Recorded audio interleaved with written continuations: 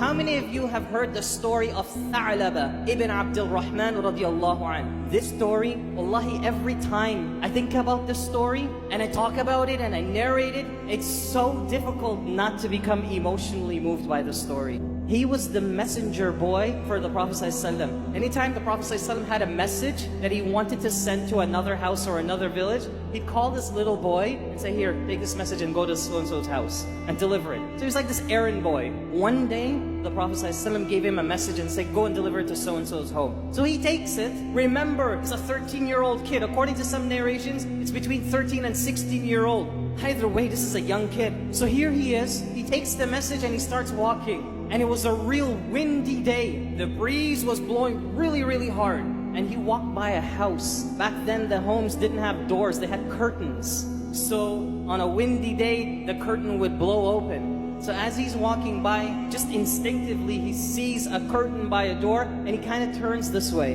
He saw a woman inside that home and she was bathing herself.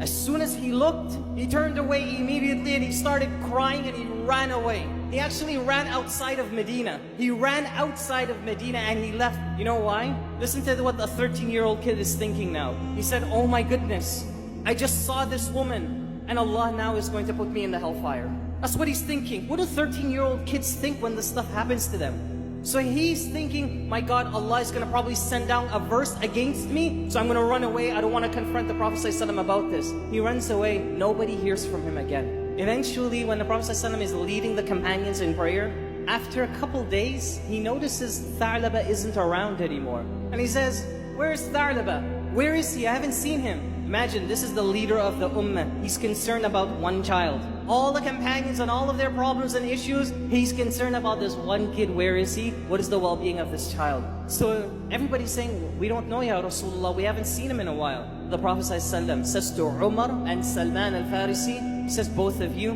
go out and find him. Go and look for him. Umar and this other companion, they go out and they start searching for THALABAH and they go outside of the city of Medina. They come across a shepherd. He has his sheep and his animals and they come across him and they stop at him sort of like a service station. They want to refuel, so they want to get some milk and so on. This shepherd asks Umar, what are you guys doing here? It's kind of abnormal to see you guys from Medina coming around this area. So Umar says, we're just looking for somebody, a young kid. You wouldn't know who he is. So the shepherd, you know what he says? He says, perhaps you're talking about the kid who drinks the tearful milk. The tearful milk. So Umar was kind of interested. What are you talking about? So the man said, every single day around Maghrib time, there's a kid that walks down from the mountains and he comes to me and he asks me for a cup of milk. But at the same time, he's always in tears and he's crying. And some of his tears falls into the cup of milk, but he still keeps drinking. If you just stay around, stick around for, until Maghrib, and you'll see him, he'll come down. So him and Salman al-Farisi, they sit behind a brick and they're waiting. They're scoping out the place. Guess what happens around Maghrib time? This little boy comes down and he's crying and crying and crying. And guess who it is? It's THALABAH. THALABAH comes in, he gets this milk from the shepherd. Before he's about to drink it, Umar is watching all of this. Before he's about to drink it, he drops it to the floor. He's getting crippled. He can't come to grips with the fact of what he saw. Remember, this is a companion that didn't look on purpose. It was by accident. Umar came out and confronted him. THALABAH looks at Umar and says, no. What are you guys doing here? Umar radiallahu anhu said, THALABAH, we came to get you because the Prophet ﷺ would like to see you. THALABAH says, no. Did an ayah come down against me? Did the Prophet ﷺ say I'm going to the hellfire? Umar says, I don't know, but you're going to have to come.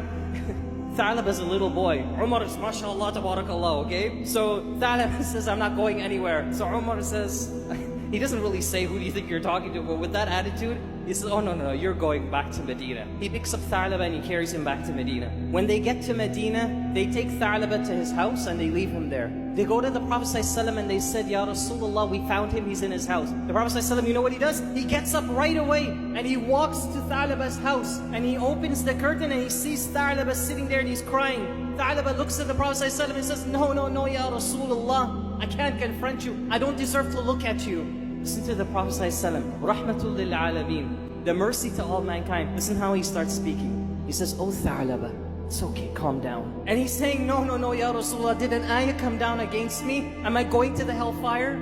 And he says to them, Thalaba, no you're not. There's no verse against you. Come here. Look at his style of how he's going to comfort this child. This is not even his kid.